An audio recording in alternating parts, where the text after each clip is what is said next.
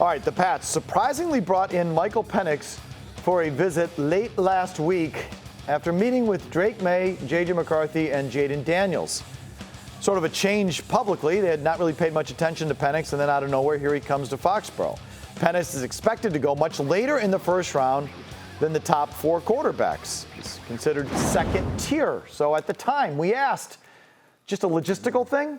I guess, it's just when he was scheduled, doing their due diligence, nothing to see here. It's just when the schedule laid, or did something happen? Bert, did something happen? This was a late ad. They had 3 quarterback 30 visits scheduled. I know they requested that Caleb Williams came. He said no to them the same way he said no to everybody except for the Bears. So the 3 guys they were going to have in were Drake Maye, Jaden Daniels, and J.J. McCarthy.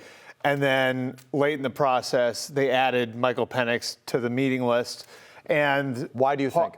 I have it on pretty good authority that it's in the case that they do trade down, that they'd be prepared for that.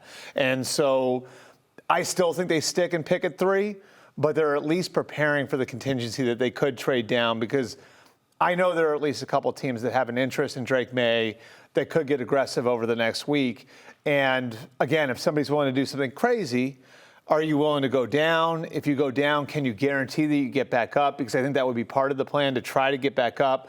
Arizona is driving a very hard bargain at 4. They may not move out of there. I think the Chargers are willing, but you might have competition for that pick. So if you trade down, it's a little complicated. You can't guarantee that you're going to get the 4th quarterback. So if you say there's this is a late breaking thing, they're preparing just in case they trade down. Right. Did something happen recently to tantalize them, to tempt them, like, wait a minute, I think it's a real possibility we can trade down? I mean, I think it's just discussing it and talking through the quarterbacks. And I don't know that there's like this unanimous feeling on any of them. You know what I mean? Like, and I think if Jaden were there, they'd take him. Yeah, I think if Jaden were there, they'd take him. I think that there's a split with JJ and Drake. Like, I think that there are some people who really like JJ. There are other people who think JJ is kind of average and would rather have Drake in the upside. So that discussion, because they've involved so many people in the process, does make you think a little bit, okay, like, do we have to consider perhaps trading down here? And that's something that you have to look at. And then part of that process is then going through the idea, well, how close is Penix to these other 2? Like, if it is close, then maybe we do take the capital. It's something to consider. Okay, so can we glean that they're more seriously considering the trade down now than they were? I mean, if they were considering a trade down from the outset, they'd be in on Penix. They're not really in on Penix till now. So is now the trade down being more seriously considered than it was? Did they get a really good offer? Like, I mean, can we glean that? I think they know 2 teams. Like, I think the 2 teams that would have a real interest in coming up for Drake Maye right now would be Minnesota and the Giants, and they both offer different things. The Giants, and I don't think the Patriots had this huge intention to trade the pick, but both those teams have something pretty tantalizing. Like the first thing, like Minnesota's got 2 picks this year, so you're talking about putting 2 first-round picks on your roster right now, and you don't have to wait for either of them, right? Like, and then you get the 3rd first-round pick next year, and I think Minnesota, in any discussion about going up with the 3 first-round picks, part of that has been like, well, would you send a pick back to Minnesota as part of that deal? Over the next week, are they going to get more aggressive because maybe there's some pressure from ownership to get a quarterback there where they're going to do something that's over the top?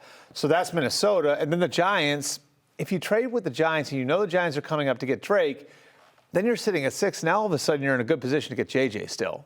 So like you could go down a few picks and still be in position. Still get a good quarterback. To get J.J. McCarthy. You know what's interesting to me, Bert? But you said Felger, they're split on those 2. Yeah, well, I was going to get to that. Yeah. What's interesting is that our parents are fighting. Mom and Dad having a fight already before the honeymoon. They're fighting. So I don't think who's who? Who's who? Like who likes Maye? Who likes McCarthy? Is it Elliott Wolf liking Maye and it's Mayo with McCarthy? Well, I think. Like, to me, like when I look at kind of the makeup of everything there, and again, you've got Alex Van Pelt involved, you've got Ben McAdoo involved, you've got T.C. McCartney involved, Cam Williams, Pat Stewart. Who do they like? I'm just telling you, like, I think Elliott Wolf is more the moderator in this whole thing. The moderator? But I think he's the one who's got to synthesize all of this, And, like, you have to give somebody the final say. And, I think, in their defense, there's disagreement across the league on these 2, right? Like, there are some people I think J.J. McCarthy's a fourth-round pick. Like, I had one offensive coordinator say I would take him in the fourth round, right? I hope he goes second overall so somebody else falls to us. Then you have people who talk about Drake, and it's like, mechanically, he's a mess. He's got to sit for 2 years. So there's not a huge consensus across the league on these two. And I think that that's reflected in the draft room. Now, the ceiling, I think it's a ceiling-floor argument, right? I think, if you want the high floor, you go with McCarthy. If you want the high ceiling, you go with May. Gasper came on the air yesterday and then wrote today in the Boston Globe that they might be, at least some people in the building, softening on J.J. McCarthy. He says McCarthy is the Subaru of top 5 quarterbacks. Is Subaru a sponsor? I don't think so. No, I don't think so. Why? Go ahead. I hate Subarus and I hate Subaru drivers. Yeah. They're freaking slow. Yeah. And you know what? And that's not the right car. He wants it for that. Lots of Vermont plates Volvo. on He wants on Volvo. Subarus. No, Subaru's Too many a good bumper one. stickers. Volvo. Annoying, crunchy bumper stickers. Slow, annoying drivers.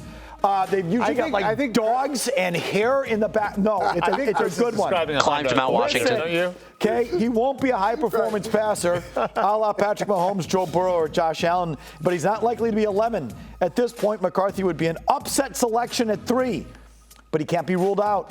Patriots spot McCarthy to Foxborough for one of their 30 visits this week, following visits by May and Daniels. So he can't be ruled out because some people like him, some people don't. So Gasper last week had said McCarthy might be a compromise candidate.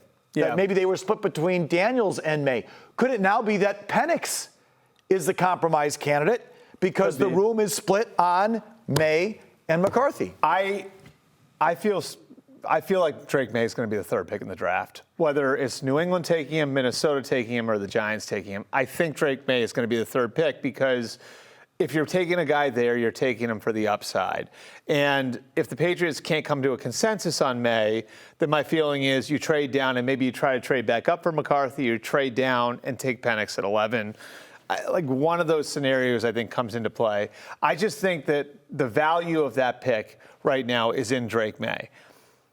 If for some reason J.J. McCarthy winds up going second overall to Washington, and I still think the likelihood is Jaden Daniels goes to Washington at 2, or Drake Maye winds up going 2 to Washington, and Dan Quinn and Adam Peters have been quiet about their intentions there, although most people in the league assume it's going to be Jaden Daniels. Well, I think that simplifies things. Then I think the Patriots just take Jaden Daniels at 3. Back to the Patriots, it would concern me if this indecision, this fight, this disagreement, which happens all the time, as you pointed out, it would concern me if the disagreement was over, hey, we can't get this wrong. Just being so cautious about being wrong, that would be concerning.